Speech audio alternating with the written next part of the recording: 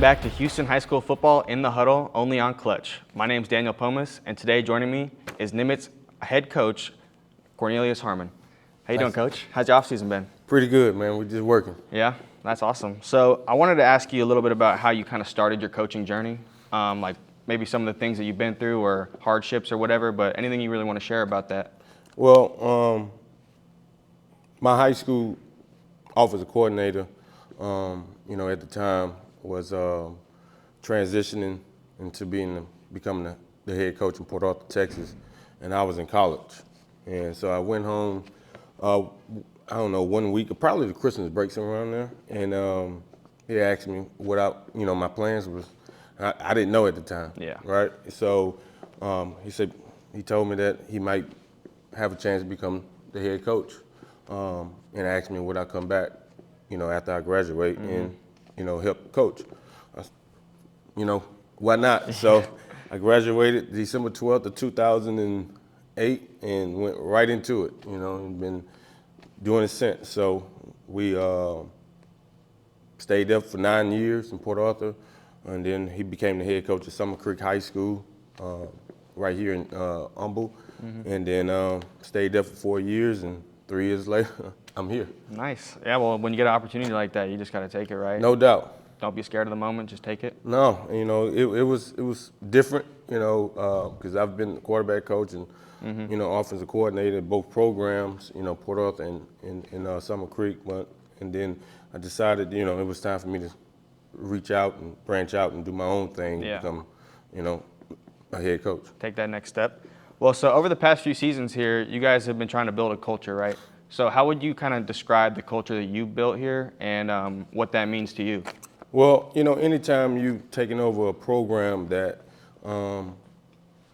really hadn't had a lot of success, Yeah. over the last couple of years or whatnot, it could be challenging. Yeah, for sure. But that's my motto my whole life. I've always been the underdog. So when people say that not to do this, not to do that, can't be successful doing this that way, that's when my antennas go up. Yeah. I want to prove you wrong, and so changing the culture here. When I got here, we had to put certain things in place, and we had a great supporting cast from the admin side of it. But in order to change the culture, you got to change people. Yeah. And you got to change the mindset. And so we brought in a whole nother staff, good quality coaches that love working with kids, Yeah. kid magnets. And so we got a new staff, kids brought in. It's still a day-to-day process, but that's the type of things that we love to do. The grind, we talk about the grind all the time, because if you're not passionate about this in this profession, what we do for a living, then it's gonna be real difficult. Yeah. You got to want to you. be here. You got to want to work. No doubt. And I just want people around me, that's players and coaches, to understand that mindset. And so for the last 3 years since I got here, we kind of put that in place, and kids are buying in, and administration, just the whole Community setup as a whole. Yes, sir. Well, so my next question was going to be some of the challenges you faced since getting here, but I guess that might tie into that a little bit. Working in this profession, you're always gonna have challenges. Yeah. So it's a different challenges, it's a different situation each and every day. It's up to me as a head coach and the guy that oversees the entire program, not only in football, but I'm the campus coordinator, so I oversees every sport. Yeah. And so it wasn't just football. It was about getting the whole buy-in process from everybody. But the challenges, you just take them on each and every day. When at 4:15 every morning, when them feet hit the ground, it's time to go to work. It's early. So the complete buy-in. Again, like anytime you're taking over a program that just wasn't really successful in the last 10 or 11 years, you're gonna have pushback from everywhere. But it was my job to put the vision in front of people and relationships. Yeah. All right. So that's the most important thing that you have in this profession, relationships. If you can build relationships, then you can get young people, kids, to buy in. If they believe in you, they trust in you, then everything else will It'll work itself Yep. out. Well, so specifically from this season, were there any like games that kind of stand out to you or specific moments that you kind of look back on as you go into the next season? Well, I'm glad you said moments, because anytime you win, lose a game, we watch, evaluate film on a daily. It's always good to correct mistakes after a win. Yeah. But to me, it's always better to correct a mistake after a loss. And so we dropped 4 games this year that we probably shouldn't have lost. And so it's always good to go back and revisit those moments. But the resilience of our kids, and you can tell that the stone is turning because we didn't quit. Yeah. They kept We fighting. didn't give up. And that's part of the grind that you were talking about that you instilled in and these guys. It starts around this time each year in the off season, putting our kids through difficult situations that either you're gonna do it or you're gonna quit. Yeah. Well, I don't want the quitters around. Either you're a pretender or you're a contender. I like that. So we are building contenders. So we even the ones that just like to play the game are the ones that love to play the game. Yeah. And I want kids, coaches around me that love the game. If you love the game, then you're gonna do whatever you need to do in order to be successful. And so in those couple losses that we did have this year, I was proud. I was hurt at the same time, but Yeah, I was of proud course. that our kids, didn't give up. You look at, when we played Davis High School, we played Spring, we was down, but we still had the chance to win the game in the fourth quarter. Yeah. And, our kids kept fighting, kept fighting. But, so this off season, we are focusing more on getting off to a quick start. You look at those 2 ball games, and those 2 is the ones that stick out in my head the most, but we just got off to a slow start. Yeah. So everything this offseason has been geared to getting off to a quick start. Okay. Well, so how do you guys think you take the next step? Is that it? Is that just being more locked in at the end of these games and trying to finish games strong? Because you guys have been pretty much a lock for the playoffs the last couple of years. So Yeah. Is that what it's going to take for you guys, you think?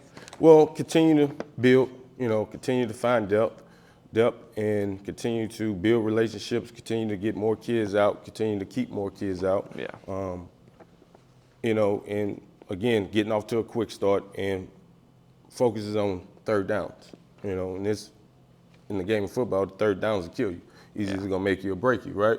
So 3rd and 1, 3rd and 2, we need to get that first down from an offensive standpoint. And a defensive standpoint, we got to get the defense off the field. Yeah, exactly. And so we focusing more on getting off to a quick start and making sure that we tone in and having kids in the right position, all 3 phases, special teams as well. But more particularly the third downs. Yeah. So this is kind of separate, but it's also similar. How do you feel about the development of young men? That's a really important part of any high school football coach's job, assistant coaches, everybody, is bringing these guys up and creating men that are going to be strong and in society and able to contribute, So how does that tie into your coaching philosophy? And especially with these young freshmen that come in every year, how do you kind of turn those guys into real men that you think are going to be successful? Well, that's the most important deal about our profession. Yeah. Is the wins and losses. I don't care how long you stay in this profession. The wins and losses, you're gonna get to share both of them, Yeah. right? Hopefully you get more of the wins than anything. But the most important thing is, again, about building relationships. 17 years in this profession. My first quarterback I've coached in Port Arthur, I talked to him almost daily. He still called me Pops. Really? That's cool. So it's about those type of relationships because you want to build. Yeah, we all want to win. We want to go to the NFL. We want to play college ball. We want to do all these different things. But if the kid that comes through this program and when he leaves, does he stay the same? Does he get worse or does he get better? Yeah.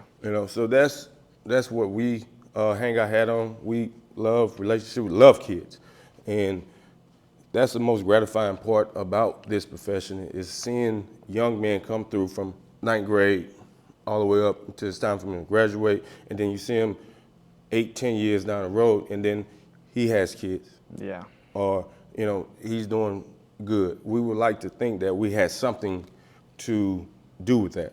If not, that's a failure. Yeah. We lost. So that's the most gratifying part of it. Is seeing these kids grow, become young men, and be successful. In life. Well, yeah, that's awesome. So, Coach, one of the players that stands out, your quarterback, A.J. Brown, had an outstanding game in Week 2, won Player of the Week. He had 296 passing yards and 5 total touchdowns. What are some of the things that he does special and some of the things that he does off the field as well that stand out to you?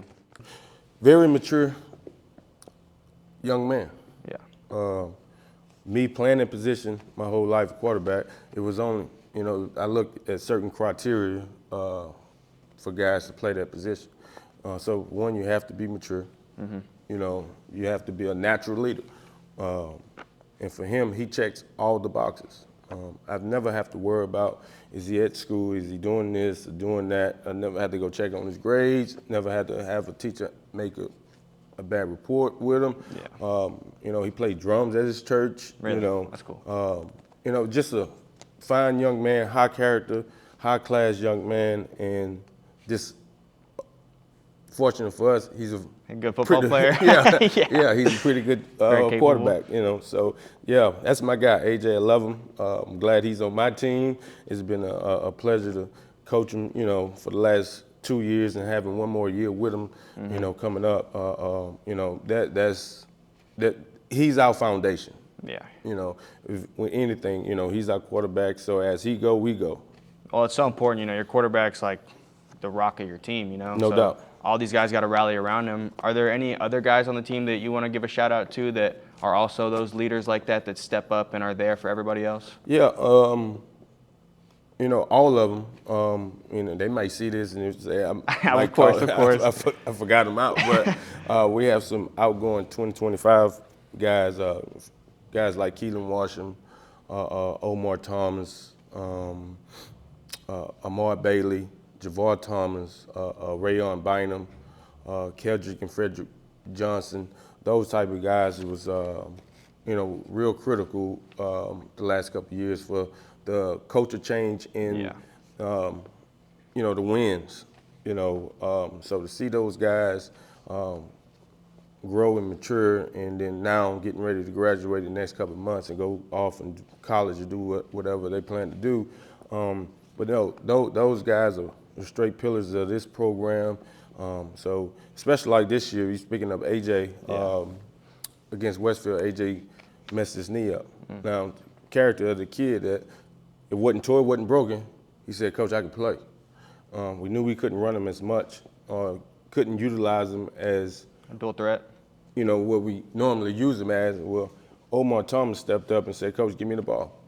And take some of that load off of him, right? And he's been, he did it for the rest of the season, So, but yeah, guys like that, that's the reason why you get into this profession and coach and teach guys like that. And that's part of what you've done in this place is you've built a culture where these players want to have each other's backs. They see each other as brothers, and it's so important for these guys to have that mindset when they're going out there because they're playing for themselves and for each other, and that just changes the whole team, the whole thing. So one of my favorite questions to ask is about how the coach selects the team captains because it's such an important role for these guys. And I remember when I was a player, you look to those guys in the weight room, off the field, in the classroom, especially on the field, obviously, but those are the guys that you look up to. So how do you go about letting that sort itself out, or do you have a structure for that? I let it sort itself out. Yeah. It's old saying, the cream is always going to rise to the top type deal, So I just let it, around this time, off-season time, your leaders, your captains is going to be ones that take control of your team. With me, I get pulled all the time away to do other stuff, but with the certain guys we have in the locker room, I'm okay with that because I know everything's going to be fine. But those guys are the type of guys that you don't have to tell them to do anything. They understand what's the mission. They understand what's the protocol. They understand the expectations. And they take it upon themselves to manage everybody else, in the program. And those are the type of guys I just sit back and evaluate, on a daily basis. I'm like, we might have us one right here. Yeah. And AJ is one, Malachi Augustus is one, but no, I don't have a process about picking captains. I may have an idea going Who's gonna into be that off guy? season, Yeah. whatever, but hey, he might not be that person when things get tough in the off season. So, like right now, off season is scheduled, is geared to be tough.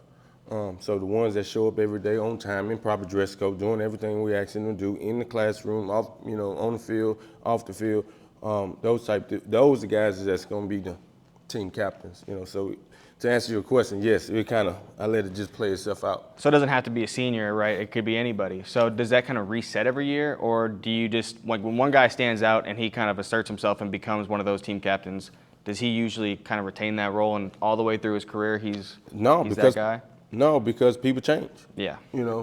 Right? So he might be good for us for the first 6 months, and then you don't know anything that might have happened on the outside. External factors might have changed his way of thinking that we have to go back and reevaluate, or somebody might be better than him in that role, but we would like to say that, but whatever happens kind of happens, right? It's kind of a natural flow of things. Yeah. Well, so we're going to do a new segment, the 2-minute drill, only on clutch. So I'm just going to ask you some questions, and you can give me a rapid-fire response. You can think about it if you need to. But the first one's going to be, what is the best game that you've ever coached, in your opinion, over your whole career? Whew. That's a lot of games. I would probably say I had a lot of I was a young buck then, so I would say 2011, 2012, I was in Port Arthur. We had a chance to be the outright district champion in Port Arthur. We played LaPorte High School, the last district game of the season, and they beat us, right? And then we make it to the playoffs, and we see LaPorte again in the 4th round. Okay. Oh, the Right 4th here. round, wow. Right here in Reliant. And the kids were so salty, the coaches was hurt, the community was hurt, and we just had a complete letdown about being an outright district champion, for that year. And so our kids and the coaching staff, community, they knew it. On that stage, at that moment, they stepped up, and I can't remember the final score, but it was like, it was a new team, new mindset, new everything, and our kids just, we battled, and it's pictures probably still on the internet of LaPorte kids just laying it down on the field, that would probably be one of the best That'd be an games. emotional game, too. Yeah, for and sure. then this past year, we played the Caney, the last game of the year, to actually punch our ticket to get into the playoffs, and I mean, it came down to the last second of the game. There's so many emotions, so many ups and things, downs. going on in that game. But it, because the Caney's a great program. Love the head coach, just my guy. Just in that game, and they're a talented team. You got Nick Townsend, you got, but we had Malachi on defense. That's his first game playing defense. Wow. And The big moment. he ended up coming up and making the play on Townsend, knocking the ball out, stopping him from scoring, and we win the game. So those 2 games really just stick out, but I'm sure I have a lot more. Yeah. Well, so next, what's your favorite pregame meal? I don't eat. Yeah, okay, you don't eat? I don't. I know you look at me right now. Oh, You say, no, I know you're you good, eat, you're but good. pregame it's just hard for me to eat, man. My nerves is. I understand that for sure. If anything, I try to give me about a 20-minute nap somehow, some way. Okay. But it's just hard for me to eat, man. My nerves and my stomach is tired. It just did not, because I'm getting ready to go to war. I still, as a head coach, I still think of myself as a player. I'm just I'm scared. Well, I ain't gonna say scared. Oh, Nervous. oh, yeah. You know, butterflies. So I don't want to eat anything. Just anxious about it? Yeah. I got you, for sure. So what is a coach, or who is a coach that you admire, like really strongly from any point in your career? Well, it's not just one, because my high school coaches, every last one of them, played a major part in me being the man I am today. Because, me, the way I grew up, it was a lot different from a lot of people.